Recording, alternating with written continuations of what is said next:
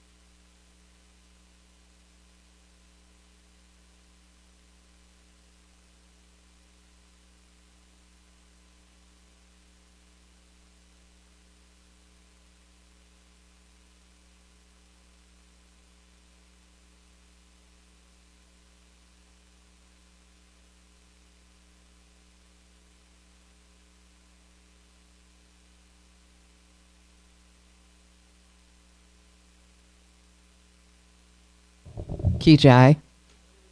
Hare Krishna, Hare Krishna, Krishna Krishna, Hare Hare, Hare Ram, Ram Ram, Hare Hare. We're continuing to read from the 9th canto, chapter 10.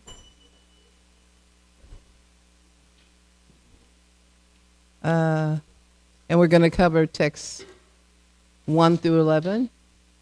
And focus on text 11. Could someone bring me the small cartels? Small cartels. Thank you so much. Thank you for that. Thank you. That's fine. Jayara Madhava Kunja Bihari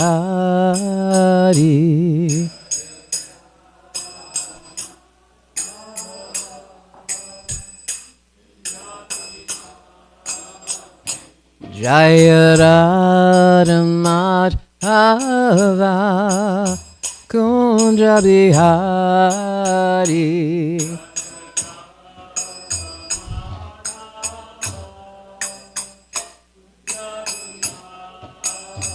Jaya Gopi Jana Vallabha Girivardhari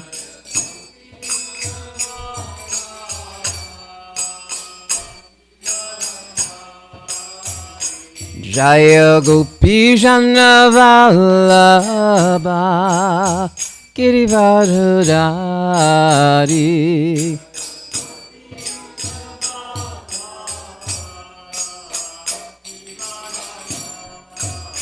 Yamuna Tira Vanachari.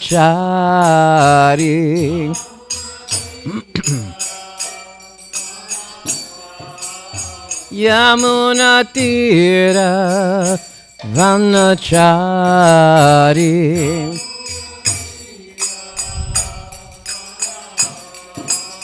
Yashoda Nandana Brajajara Ranjanan.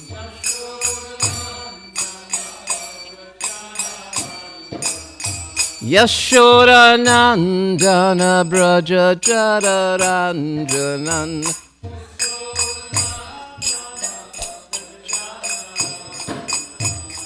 Jaya Radha Madhava Kunja Bihari.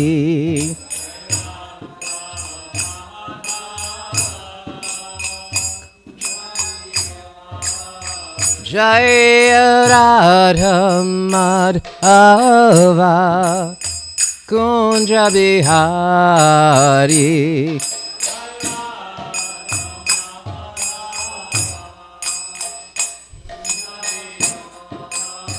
Jaya Gopi Jana Vallabha Girivardhari.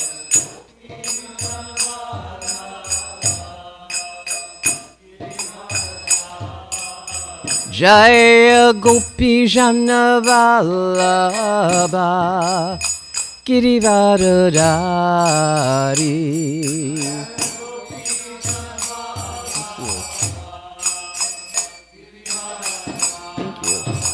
Yamuna Tira Vanachari.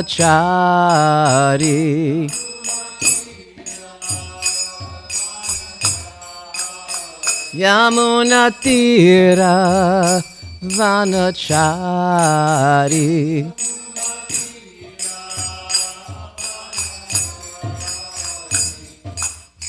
Yashoda Nandana Brajajara Ranjanan.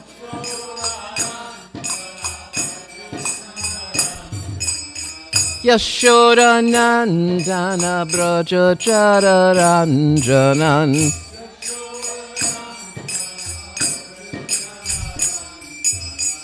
Hare Krishna, Hare Krishna, Krishna Krishna, Hare Hare, Hare Rama, Hare Rama, Rama Rama, Hare Hare.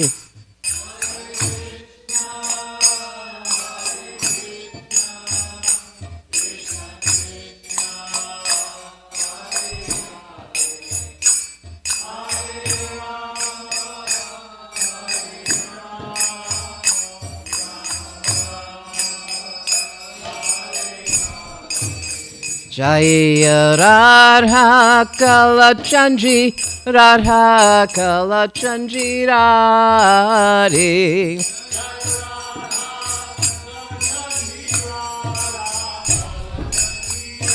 Jaya Jaya Jagannath, Jagannath, Jagannath, Jaya Jaya Jagannath.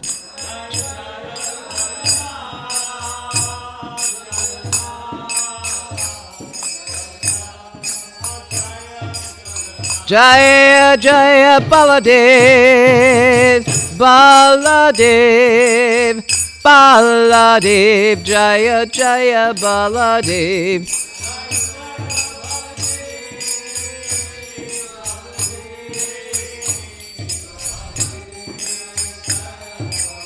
Jaya Jaya Subhadra, Subhadra, Subhadra, Jaya Jaya Subhadra.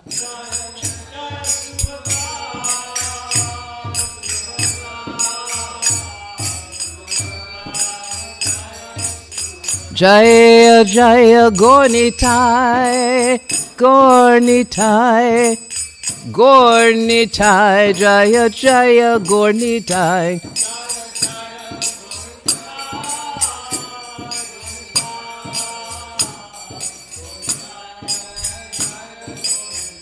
Nitai Goro Haribol, Haribol, Haribol, Nitai Goro Haribol.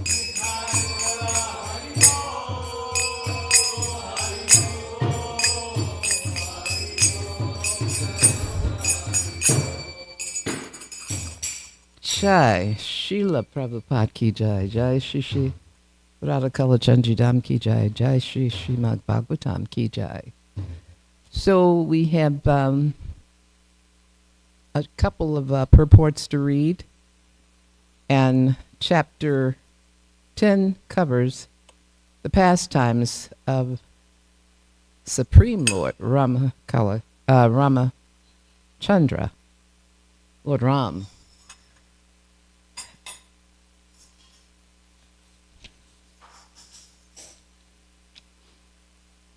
Om Namo Bhagavate Vasudevaya. Om Namo Bhagavate Vasudevaya. Om Namo Bhagavate Vasudevaya.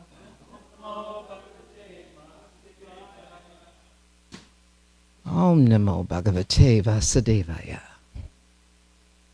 Jai. So let's see, text 1.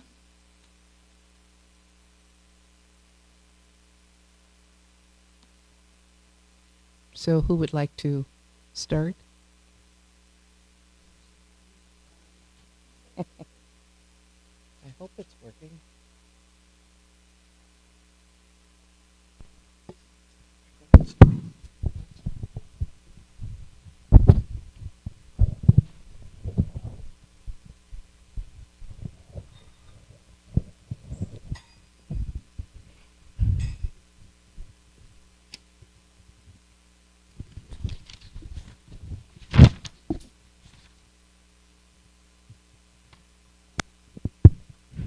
Shukdev Goswami said, the son of Maharaj Katwanga was Dirgha Bahu, and his son was celebrated Maharaj Raghu.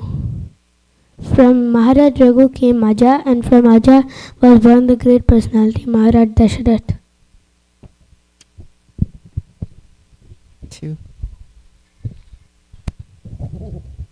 Being prayed for by the demigods, the Supreme Personality of Godhead, the Absolute Truth Himself, directly appeared with His expansion and expansion of the expansion. Their holy names were Ram, Lakshman, Bharat, and Shatrugna. This celebrated incarnation thus appeared in 4 forms as the sons of Maharaj Dasarath. 3. O King Parikshit, the transcendental activities of Lord Ramachandra have been described by great saintly persons who have seen the truth. Because you have heard again and again about Lord Ramachandra, the husband of Mother Sita, I shall describe these activities only in brief. Please listen. To keep the promise of his father intact, Lord Ramachandra immediately gave up the position of king and, accompanied by his wife Mother Sita, wandered from one forest to another on his lotus feet, which were so delicate that they were unable to bear even the touch of Sita's palms. The Lord was also accompanied by Hanuman, or by another monkey Sugriva, king of the monkeys, and by his own younger brother Lord Lakshman, both of whom gave him relief from the fatigue of wandering in the forest. Having cut off the nose and ears of Shurpanakha, thus disfiguring her, the Lord was separated from Mother Sita. He therefore became angry, moving his eyebrows and thus frightening the ocean, who then allowed the Lord to construct a bridge to cross the ocean. Subsequently, the Lord entered the kingdom of Ravana to kill him like a fire devouring a forest. May that Supreme Lord Ramachandra give us all protection. 5. In the area of sacrifice proceeding by Vismatria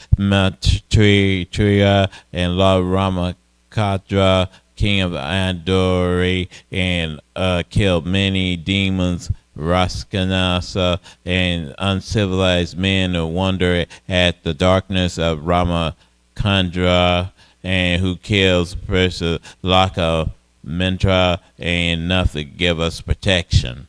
Thank you. 6 to 7 translation. O king, the pastimes of Lord Ramachandra were wonderful, like those of the baby elephant.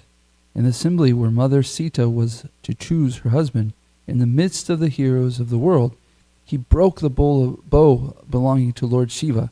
The bow was so heavy that it was carried by 300 men, but Lord Ramachandra bent and strung it and broke it in the middle, just as a baby elephant breaks a stick of sugar cane.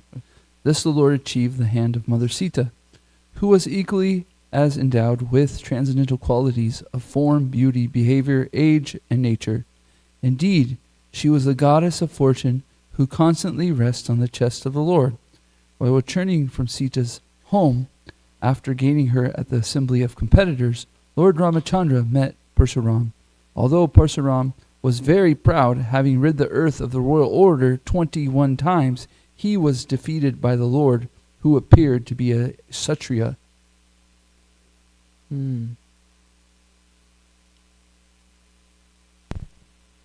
Battery's gone. Just a moment.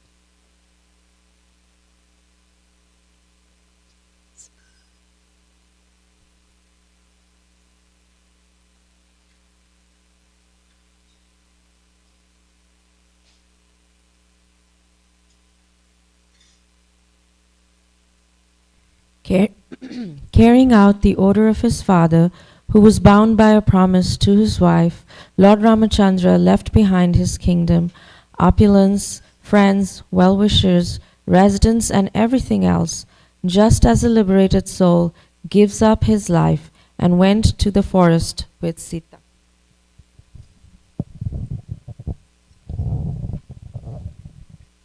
While wandering in the forest where he accepted a life of hardship, carrying his invincible bow and arrows in his hand, Lord Ramachandra deformed Ravana's sister, who was polluted with lusty desires, by cutting off her nose and ears. He also killed her 14,000 Raksha friends, headed by Kara, Trishura, and Dashana. 10. Someone? One more? Okay. O King of Parikshit, when Ravana, who had 10 heads on his shoulders, heard about the beautiful and attractive features of Sita, his mind was agitated by lusty desires, and he went to kidnap her. To distract Lord Ramachandra from his ashram, Ravana sent Marika in the form of a golden deer, and when Lord Ramachandra saw that wonderful deer, he left his residence and followed it, and finally killed it with a sharp arrow, just as Lord Shiva killed Daksha. Jay, thank you so much. So text 11, we're going to focus on.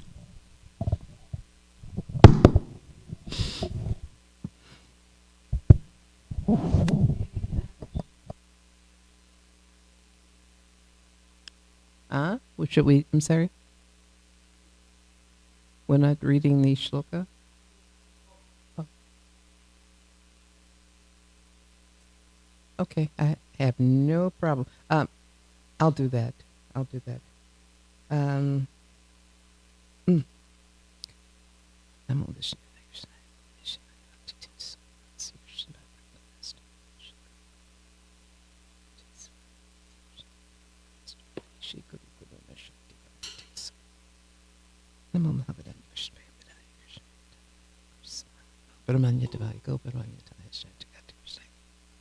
I apologize for the silence, but depending on the mood, sometimes I'll read the prayers to my guru.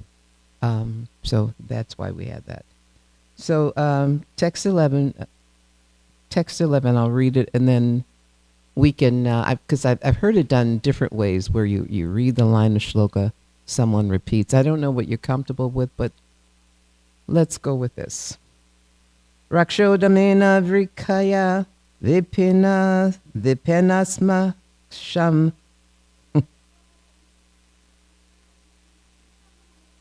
Vadeha Raja Duhitara Apapa Pitayam Vratavane kripanavat priyaya viyukta. Street shangam gatim iti pratayam chachara.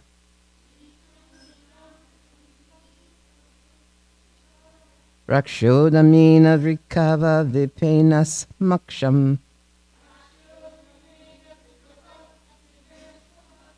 Vadeha raja duhitara apayapatiyam. Vratavina kripanavat priya viyakta. Sri Shangam Gatim iti pratayam chachara.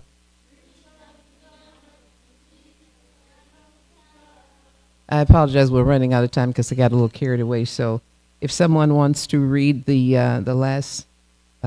next, just read the shloka and we'll repeat and then we'll get into the text. Anyone?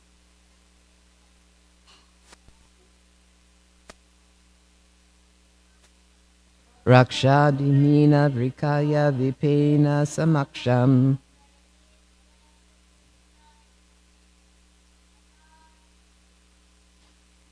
Vadeha raja dihirta apayapitayam.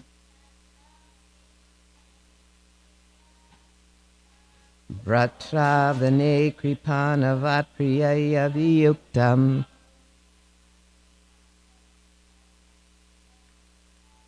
Sri sanginam gati itam pratam yaschachana. Rakshadamina vrikavapine samaksham.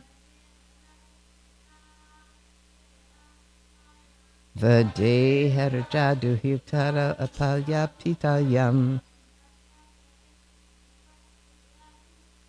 Brataravane kripanava priyeya viyaptam. Sri sanganam gati itam pratamyam suchaya. Thank you. Word for word, Raksha adhamina. Sure.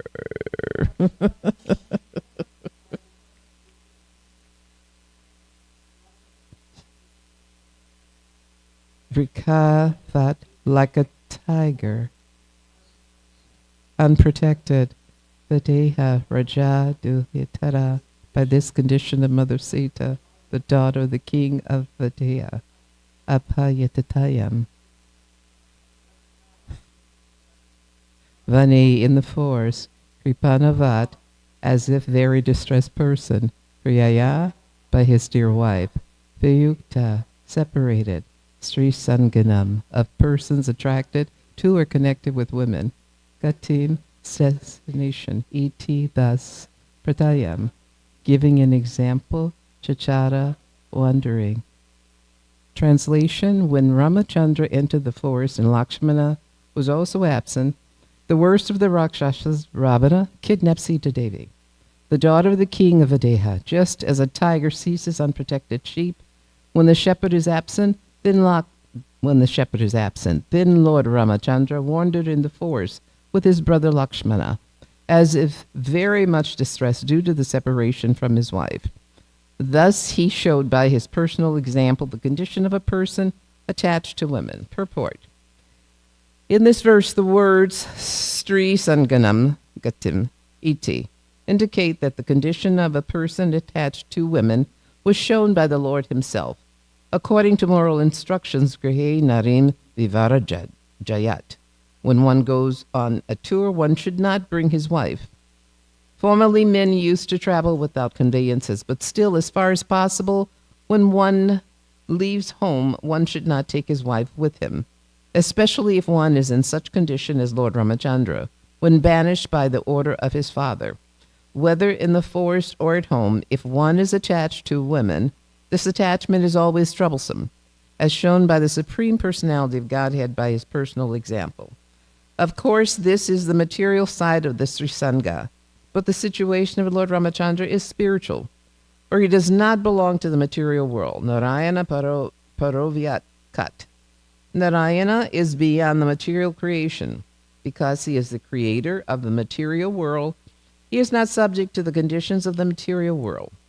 The separation of Lord Ramachandra from Sita is spiritually understood as Vipralamba, which is an activity of Ladini potency of the Supreme Personality of Godhead, belonging to the Shringan Rasa, the mellow of conjugal love in the spiritual world. In the spiritual world, the Supreme Personality of Godhead has all dealings of love, displaying the symptoms called Sattvika, Sanchara, Vilapa, Mricha, and Unmada. Thus, when Lord Ramachandra was separated from Sita, all these spiritual symptoms were manifested. The Lord is neither impersonal nor impotent. Rather, he is Satchidananda Vigraha, the eternal form of knowledge and bliss. Thus, he has all the symptoms of spiritual bliss. Feeling separation from one's beloved is an item of spiritual bliss. As explained by Srila Swarup Damodar Goswami, Radhakrishna Pranaya, Victor, Ladini Shakti, the dealings of love between Radha and Krishna are displayed at the pleasure potency of the Lord. The Lord is the original source of all pleasure, the reservoir of all pleasure. Lord Ramachandra therefore manifested the truth both spiritually and materially. Materially, those who are attached to women suffer, but spiritually, when there are feelings of separation between the Lord and his pleasure potency, the spiritual bliss of the Lord increases. This is further explained in Bhagavad Gita 9:11. Avajanantam madmuda manusamtanu asritam parambhava ajananto mambuta maheshwaram. One who does not know the spiritual potency of the Supreme Personality of Godhead thinks of the Lord as an ordinary human being. But the Lord's mind, intelligence, and senses can never be affected by material conditions. This fact is further explained in Skanda Purana as quoted by Madhvacharya. Nitya Purna Sukha Jnana Swarupso Rato Vibhaha Ato Swaramam Iti Akya Tasha Dukam Kutov Api Tatapi Loka Shiksharstam Aduko Duka Vartivat Antahitam Loka Drishtam Sit Smaranam Ivam Ginanam Pam Tam Punir Nitya Sambanda Swatmana Sriya Adiodya Vinirgacha Savarloksha Chesvara Pratyaksham tu Sriya Sardam Jagatman Manandir Avya Nakshata Maso Gatinam Trayodasa Sahas Rakam Brahmaloka Sama Chakra Samasta Ksiti Mandalam Ramorati iti savesha abhavat tada savamamadyo loka radha ramas tav apalayat. It was actually impossible for Ravana to take away Sita. The form of Sita taken by Ravana was an illusory representation of Mother Sita, Maya Sita. When Sita was tested in the fire, this Maya Sita was burnt, and the real Sita came out of the fire. A further understanding to be derived from this example is that a woman, however powerful she may be in the material world, must be given protection, for as soon as she is unprotected, she will be exploited by Rakshasas like Ravana. Here the words Videha Raja Duhyatara indicate that before Mother Sita was married to Lord Ramachandra, she was protected by her father, Videha Raja, and when she was married, she was protected by her husband. Therefore, the conclusion is that a woman should always be protected. According to the Vedic rule, there is no scope for a woman's being independent, asamaksham, for a woman cannot protect herself independently.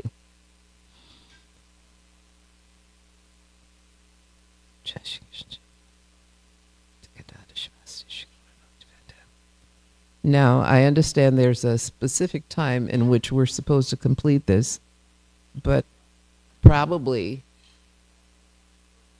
I'm sorry? And then I probably got a little carried away singing. So, no problem. Let me see if I can make all of these notes concise. in 5 minutes. If I miss anything, forgive me, it's on me. But the topic, the topic here is actually, it's stressing. In 5 minutes, we can do this. It's stressing the importance of how one should. I'm sorry, did you want to say something? I'm sorry. I wanted to say that because we started about 10 minutes late, Yes. that you should take about 5 to 10 minutes longer. So 5:25, 8:25, 8:30. Ah. Let's start questions. Okay, I think that would be good, good. Let appropriate, me see not what we to can shorten. do. Okay. Sometimes when we're reading scriptures and it speaks of women and how they should be treated, we get a little tense. But actually, the chapter kind of bounces around what Lord Ramachandra went through. He's banished to the forest by his father, and he takes along his entourage along with Mother Sita.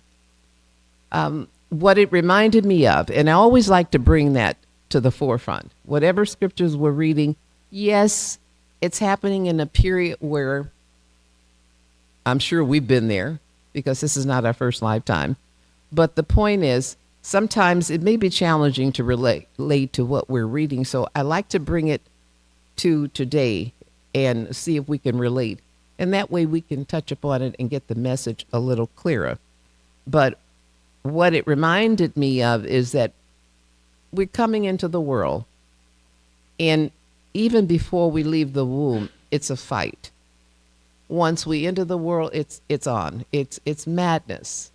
And whenever we're reading the scriptures, all of these scenarios that the Lord is going through, Ramachandra being banished from the forest, he's in a fight constantly while he's in the forest along with his wife. He encounters Ravana's sister. Because of her lusty ways, he has to disfigure her. He comes across, and I'm trying to minimize it, but I'm going to cover as much as possible. But he comes across a golden deer who was actually Marichi, who has become an attraction for Mother Sita. So Ram goes and he wants to capture this golden deer from Mother Sita. In the process, different things happen. He becomes separated, we think, from Sita, leaving her exposed. Ravana takes that opportunity to capture Sita. But as we're reading in the scripture, all of this is for our purification. Actually, Lord Ramachandra is not deceived. The Lord is not deceived by anyone. None of this. Yes, it is a scenario. It's for our mercy. It's for our benefit. But we're to take from this a lesson, as there are lessons in the scriptures. In the process of being attracted by, of course, Mother Sita, he gets distracted. We're distracted when we are in this world, and what to say at this time and place, how much is going on, how important it is to stay focused on the Supreme Lord, to stay focused on the lotus feet, because the point at which we enter this world, it's guaranteed we're going to have some issues. No doubt about it. There are going to be some issues. The important part for everyone, for couples, you must keep the Lord in the center of your life, because no matter what happens, no matter what challenges are taking place inside you, inside your home, outside, within the temple, whatever is going on, when you keep the Lord in the center of your life and you're focused on it and you're sincere and you're surrendering, whatever is happening, everything that's supposed to take place will fall into place properly. It is very necessary that when we go through things, it doesn't mention that Lord Ramachandra prayed to do all this and to pray to be able to get Sita back. it wasn't necessary. But the point is, as individual jivas, when we experience circumstances, yes, it is very important. Read the scriptures, chant, have good association. And when you have an opportunity, listen to those that are preaching and reading from the scriptures. But take that opportunity to develop a closer relationship with the Lord, because all throughout the Vedic scriptures, all throughout the nectarian scenarios, the Leelas, it gives us a chance to see, well, this took place, that took place, and this is what happened. There's nothing that's going on in this material world that did not go on prior to the time we arrived in these bodies. Nothing. There are instructions there. Whether you were surrounded by people that properly follow the instructions, no excuse. Srila Prabhupada left his lectures, Vani, his lectures. When my Gurudev left his body, a lot of people were so attracted, and most of us are attracted to our spiritual masters. And probably when Srila Prabhupada left his body, I'm sure it made a lot of devotees very sad. But what you must realize is, on the road and on the path in Krishna consciousness, you must learn to become attached to the Vani, because the Vapu, the physical presence, will disappear. As we read that Sita's presence disappeared from Lord Ramachandra. The world does not end when there is a separation from a loved one. It does end when we fail to take shelter, when we focus, when we don't take advantage of focusing on the Lord, calling out to the Lord and praying to the Lord. It is still important when we're chanting, whatever's going on, we can still pray. It is very powerful. It wasn't necessary for Lord Ramachandra to do this, but the key points here in text 11 is that women should be protected. Now, it doesn't mean that women can be a nonsense and be duplicitous and then expect certain things. The point is, women should be protected. And as far as honoring women, women should also honor the men. Even if there is some inconsistency in their behavior, we have to apply whatever is being read here to the other. If it's about females, apply to the male. I don't want to get so wrapped up in that, because that'll be a conversation that someone enters into on our site and then questions. But the point is, wherever there is not respect for women and protection for women and children, there is bound to be a disturbance. There's bound to be a disturbance, not only in the temple, but in the world, as well as protecting cows, animals. It's a result of how we're treating the innocent.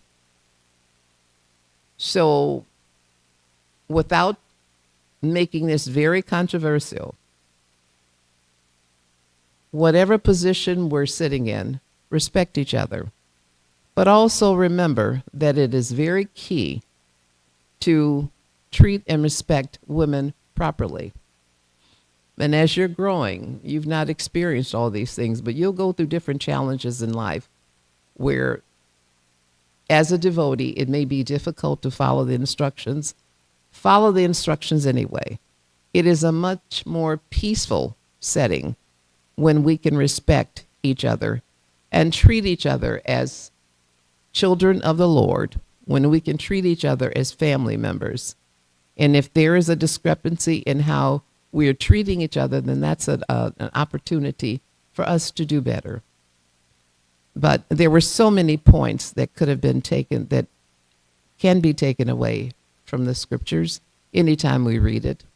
And that also gives us an opportunity to read the scriptures. Whatever you feel was not covered at this time, my apologies. But the point is, we have instructions on how to live our life from moment to moment. Anytime that we get off track, pull the scriptures out The lessons are there. If we could follow the lessons and the instructions of the scriptures to the best of our ability, what a extremely different world this would be. And I usually ask, and I'm trying to ask at the end of each talk, if anyone can relate to an experience. And this is kind of a quick question, but can anyone relate to an experience of how they handle being, well, not that anybody is banished to a forest, but can anybody relate to any of the scenarios, especially this is going to be a little tricky, but especially to the point where respect was not given or treatment was not given properly? How did you respond to that? And if you did not respond, how do you think you should have responded to it? That may be a really, really heavy question, but I'm just curious. When I played sports when I was younger, and I had one coach that I really could tell that he loved me. He really cared about me. But then I had another coach that just really wanted to use me for my ability. You know what I mean? Like he was just interested in winning, you know? Mm-hmm. And I could feel it. It was like really a nasty feeling to be just used because of your ability to do something and not really cared about. And then to have the other side where there was this coach that also was encouraging, was also wanted you to play the best you could, and also wanted you to be but he cared for you as a person. It was such a big difference in my life that I was appreciative to be able to see it and experience it so I could see these different sides. Thank you. Thank you for sharing that. We're going to have situations, as long as you have more than one person in a particular place at a particular point in time, there's going to be some type of disturbance, some type of disagreement expected. But also understand that as devotees, you have all of the instructions and the lessons that you need to get through it. Yes, there are going to be people that abuse and misuse us. Some people will say, well, that's your karma. Regardless of that being your karma, the point is it happened. Doesn't mean it's something that has to be accepted. That's an opportunity for a correction to take place. Hopefully this particular individual learned the lesson of how to treat people, not just for what they can bring to the table, but the fact of who they are and who they represent, which is so important. I was thinking also I learned a good lesson in that same situation, like, because it felt bad, but don't let it dim your light, you know? Exactly. Like I still played as hard as I could. I still showed up for my teammates and stuff like that. Even though this person, I didn't feel that reciprocation, but there's other people that we can live for, right? There's other people that we can show up for, and we don't let this person destroy us, you know, or destroy our light. That's a big step in progress in learning from that. When things happen, and especially if they're challenging to us, don't just drop it. Ask yourself, what is this what can I learn from this situation? Instead of getting so wrapped up in it, getting the energy and the anger all tied up and bound. Because when you're tied up in a knot like that, nothing can reach you. You can't reach anybody. And it's just a total disturbance. And expect things to take place in this day and age. Things that are not happening the way they're supposed to happen. This is Kali Yuga. Even devotees are not going to behave the way they're supposed to behave. I always say that, especially when you come across when you come across anyone, you expect the best behavior. But when you come across a devotee, that devotee should be mirroring the examples that his guru gave us. Otherwise, shame on them. We have examples. We have a very good system of how to interact with the world, to be an example. We are spiritual warriors. We have our own individual battlefields. And it's up to us as to how we take shelter of the holy name, how we take the instructions of the Vedic scriptures, and how we use it to our advantage. Whatever is going on whatever the intensity is, treat it as a learning experience. And it's up to you as to how you want to swing that lesson, as far as what you want to learn from it. But whatever is happening should not dim our Krishna consciousness. It should pull us closer to Krishna. And actually, we should be little beacons of light here in the world. Srila Prabhupada, for the length of time that he was in this world, very short point in time, but the impact that he had on the world, amazing. I don't know that anyone will ever come along and do that, but the point is, we've got examples that have been set. Follow the examples. Don't follow them just because, oh gosh, it makes me feel good, angry. No, we need to get along with each other. We need to understand we have instructions in order to get back to the spiritual world. We need to behave in such a way that we belong there. Until we do, we'll just keep changing bodies lifetime after lifetime after lifetime. So I think I've wound it down to like 1 minute. So I'll end at this point, but chapter 10, of course, covers the pastimes of Lord Ramachandra. Those that have not read it, please read it. And now we have a system set up where if you have questions during the class, I don't know, do you look and check to see if there are questions, or do we have enough time? We have a system set up so that if there are questions, you can type them into our WhatsApp group and ask them. But don't always expect that everything that you read you're going to understand. It's okay. Ask questions. No one should follow anything blindly. So do we have anyone want to ask any questions? Anyone? Yes. Yes. So once you keep chant, say like a person can chant 60 million rounds, can that happen?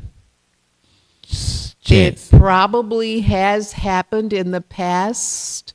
I'm sure it has. But what you're asking is, if a person chants that many rounds, then what would you expect to happen? Do they go to the spiritual world of Godhead? It all depends. It all depends on that individual, the life that they're living. Krishna ultimately makes that decision. You can chant 60 million rounds and chant them inattentively. And it's nice that you chant them, but it's no guarantee to go to the spiritual world. Your consciousness level, how well you're following the scriptures, how well you are taking advantage of the acharyas and the examples that they've set for us, that makes a difference. Okay. So there's that possibility. I'm glad to ask this question. Thank you for asking. Anyone else? Any other questions?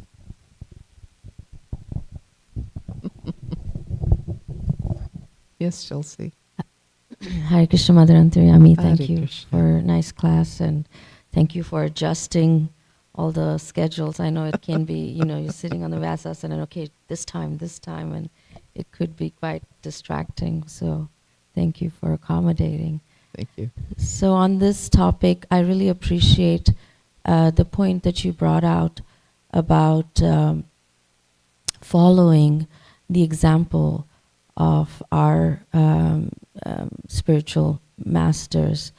And there's so many points about, women should be protected, and for women and men to take shelter of guru, sadhu, shastra, association of devotees, taking that shelter. That was so nice. And just thinking that anytime you say, okay, what would my Guru Maharaj do? And we know we fall short, but then that's such a lifetime of learning and growth that we can have when we always try to see, okay, what would my Guru Maharaj do? What would, in my example, I always think of Mother Nidra, one saint in Denver. Yes. And I would, okay, what would Mother Nidra do in this example? And that is such a wonderful meditation for us. Thank you. Chai. Thank you for sharing that. Anytime we're stumbling and we're at a crossroad and it's like there's no one around to respond to an issue, we can ask ourselves, someone that's a mentor to us, or also our spiritual masters, what would they do? How would they handle this? And since my Guru Maharaj has left his body, I've really focused on that. It's like, okay, so what would Sripad Bhakti Tirtha Swami do in a situation like this? And I must say that even though the spiritual master leaves his body, is no longer physically present with us, their Vani, their teachings are still there. And I also have to say, real quick, those that whose spiritual masters are still in their bodies, my gosh, respect them, treat them properly, communicate with them. Once that physical presence disappears, something changes if you're not following properly, especially. But the point is, even though the spiritual master leaves their body, they are in most cases more present than they've ever been. And that's the experience that I have with my Guru Maharaj. He traveled a lot. We didn't see him that much. And based on that, that was a benefit to me and to other disciples that were out east. We didn't get so hung up on, oh gosh, he's there, we can touch him, we can talk to him. We had to learn how to serve from a distance. And we have to do the same with our loved ones that pass on. Even though it's very sad, we have that relationship, we can still have a connection. And with the spiritual master, the connection is eternal, but it's based on our seriousness and how we honor it. But yes, it's always a good idea. You know, you come across a situation, how would this particular soul handle it? There really is no excuse for anyone not following properly, because Krishna arranges that you're surrounded with the proper intelligence and, if necessary, the individuals that can assist you on the path. So that is something that we should really feel inclined to be. Examples of instructions and examples, those little beacons of light that people can see. We're following, gosh, this is something I want to do. This is a person I want to follow. We'll find souls a lot quicker that way than trying to be, trying to operate as though we are single individuals and we're not connected with anyone. This is a unit Srila Prabhupada has put together. And we have the responsibility to behave as such. And proper behavior is required. Thank you for sharing. I get a little wordy sometimes. Hare Krishna. Thank you, Mataji, for the nice class. You always emphasize on how we should preach by example. You always emphasize on how we behave represents our Guru and Shastra. So thank you for emphasizing every time, reminding us. My question is in regards to what we were reading, that women need to be protected. Pull the mic a little bit away from your mouth. So my question is about the sentence which we read in the translation, that women need to be protected, right? Mm-hmm. And I've also heard growing up, like the gods reside in the place where women are respected. So that's the culture I came from. Yes. So yes. But recently I was talking to one of my junior whom I studied, and she thinks that she doesn't want to get married. So I was so much about to tell her our Shastra says women needs to be protected. But I understand her point of view also, because now this applies in Vedic times. But now most of the time women and children we are fortunate to have people around us who still live Vedic life because of Prabhupada teachings. We are among devotees. But once we are out of this devotee world, there are so many things happen where women and children are not protected, but they're exploited. Yes. So our fear of not getting married is of being exploited.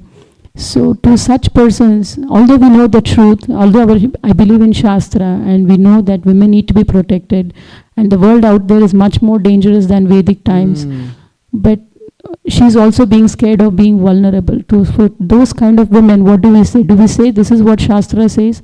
But there's also possibility that she might become vulnerable, she might get exploited, because based on the time, place and circumstance, this may not necessarily true that if she gets married, she may receive the protection, what Shastra says. So what advice should we give in that situation? That's a very good question. And there's so many different ways to answer that one. I remember this topic coming up, women being married in the movement. But I've got to tell you, there are situations where spiritual souls come into this world, and everyone is not, it's not always a commitment to marry. Everyone isn't meant for marriage. And I know that may be a topic for discussion that someone wants to dispute. But the point is, just because there is an institution that says we should be married, there's also that institution that exists here where if one does not marry, we should have the shelter and the protection of the movement that we're in. We should. That's the way it's supposed to go. It's a very, very good question because it reminds me of my past. And not that it was like Lord Ramachandra's, but I was a very driven, very focused, very strong mindseted individual to the point where I was banished from my house at a young age. I had a job and everything, but I was still living at home. And I was banished. But the point is, from that point on, I didn't really have such a close shelter, but I knew the Lord. And I've got to tell you that even if one is not married, one takes the shelter of the Lord, one can have the protection that may not be present in a husband, in a father, in a brother, because during my entire lifetime up to this point, I've had the opportunity to have a marriage relationship, and I've also had the opportunity not to have that relationship. And never once, and maybe it's just me, but never once did I feel like I wasn't protected because of the way that I was raised. I always understood there was a Lord. I always understood that I was his child. And I always understood that he protected me. And that feeling is even stronger when I came into Krishna consciousness because I took it word for word. We are the eternal children of the Lord. He is our most precious, most supreme well-wisher. He's our eternal Father. He protects us. So there's scenarios that will happen in a female's life where she may be faced against, do I marry, do I not marry? That's a personal decision. But the point is, one can actually exist in this world when they take shelter, when they, and it's important to follow the scriptures, and sadhana should be good. And if you can be an example for someone to increase their sadhana, to be a little bit stronger, one can exist in this world and take shelter of the lotus feet of the Lord through the shelter of Guru. I've always felt protected. I've not felt unprotected. So that's just me as an example. And I know that I went a lot of different avenues in answering your question, but it's a personal choice. It's not meant for everyone. However, as a female, if one does not decide to do that, it is possible to go through this world, through this life, with the proper association and shelter and be protected for the rest of her life. So did I answer any part of that for you? I hope I did. I think my take home from this, the advice I could give her is, the Shastra is still right that you need to be protected, you need to take shelter. But if you don't feel confidence in a person who is having a material body, you can always take shelter of the Lord, so that protection is still there and Shastra still applies now. Is that right? Absolutely. Absolutely. Absolutely. Even in a scenario where, real quick, maybe in a relationship, it's not perfect. Different people handle that scenario. But there is a point where even if all of that isn't working, take shelter of the scriptures. Lord Krishna will get you through anything if your faith is strong enough. It is possible. Thank you. Very insightful. I was reading this purport this morning, and I thought, wow, Antarami Prabhu would be perfect for this purport. So did I. I was like, I really can't wait to hear. I did too. I got a little carried away. I mean, I wrote more than I should have written because it's like, this resonates with me. Yeah. Yes. Yeah. Perfect. If you can just set it up so these, whatever I preach are perfect for me, that would be I'll tell you what, wonderful. So many times things get, I don't schedule, I do my best. And yes. I've seen this happen so many times where it's like the person on the Vyasasan is meant to be the person on the Vyasasan. I was like, Kalashanji is in control. That is true. Two things. I was thinking about how last week you mentioned, it was kind of to Tulsi Saki Prabhu's mentioning of what would my spiritual master do, or these elevated souls. I was thinking last week how you were saying that we should live our life like the spiritual master is right there. Yes. You know, how would we all be acting right now if Srila Prabhupada was right there? And the thing is he is there. If we just have to make the choice to like act in a way that like the spiritual master is there. Good point. Such a strong point. meditation, you know. Good point. The other thing was, I was thinking that, you know, Srila Prabhupada talks about how the only problem in this material world is that there's no God, you know, the God consciousness, there's no Krishna consciousness. And I was thinking about this situation that Lalita Mataji was talking about, was that we all need to take shelter of someone. Even the king is supposed to be taking shelter of the brahmanas, who are the representative of Krishna. But that's the principle is that we're taking we're taking shelter of Krishna, and then we're taking shelter of his representative. And so the spiritual, you know, although a woman or a man might not get married, there always should be the protection of the spiritual master. Absolutely. That's so important, because the Lord's mercy is coming from there, you know. Absolutely. What do you think? That is so important. We should take shelter whether we're men or women. We must take shelter. What usually happens is we think we're in control, which is why sometimes our mouth and our actions get us into trouble. When we take shelter of Guru and present ourselves in such a way that Guru is standing in front of us, and our behavior is being watched whether we realize it or not. And whatever we do, good or not good, it will come back at you. Maybe not at the immediate time, but it's not that we should walk around being afraid, but we have a responsibility to represent Guru and Krishna. When we're not representing Guru and Krishna, we get into trouble. A lot of things happen because we've taken control of the situation.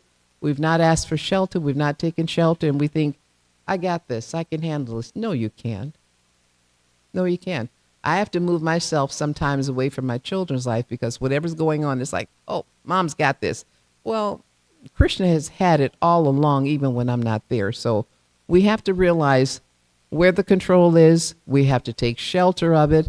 And it actually makes us stronger, and it makes us better representatives of Guru and Krishna. That's like a nice thought to walk away with. Whatever action you take from this day on, understand, if you don't have a guru, if you do, they're right. They see everything that you do. And if you think they don't, Krishna's monitored you lifetime after lifetime, things you don't even remember, he knows. So our thing is to be better at what we weren't better at before in this particular life, and to live in such a way that whatever we do, it can be offered up to Guru and Krishna. Otherwise, we're going to have a problem, guaranteed. When we walk around and we think, I know this, I know that, and Understand, you know things based on the mercy of Guru and Krishna, and you should behave in such a humble and humble way and with humility. There's always an instructors. There's always an instruction.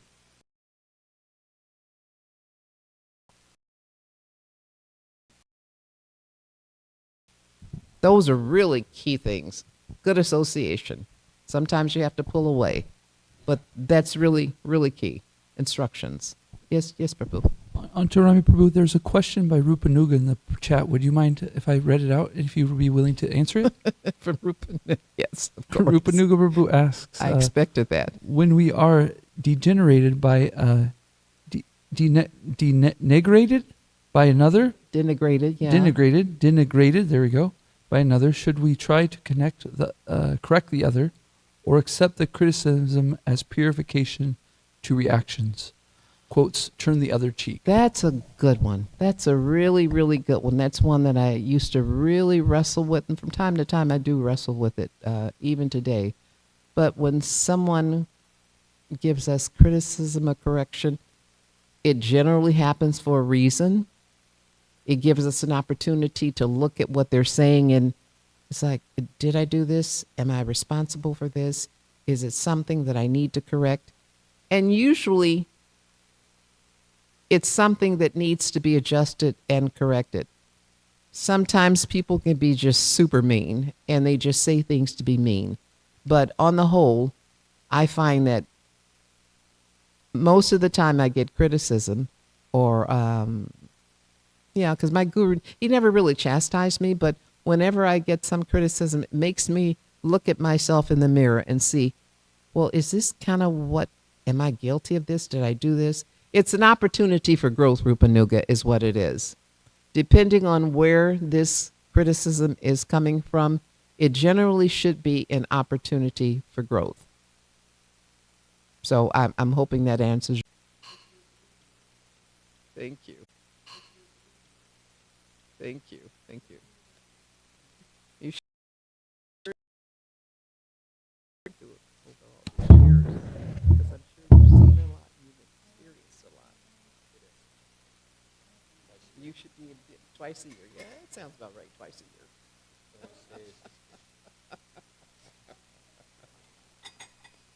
Thank you so much. I don't keep them as much, so then just this one, the next one you can have. Yes, that's what I understand. But you know what? Here, I can always have garlands. I can always have garlands. I like to keep them on my altar. Hey, My grandmother received a garland that looked like this in 1976. did she? Visited New York. It's wonderful you were able to do that. She liked it so much, she put it in a jar, kept it right above her head until the day she died. Wow, what mercy. Did you give it to her or someone else gave it to her? Somebody came up and we read. Mercy.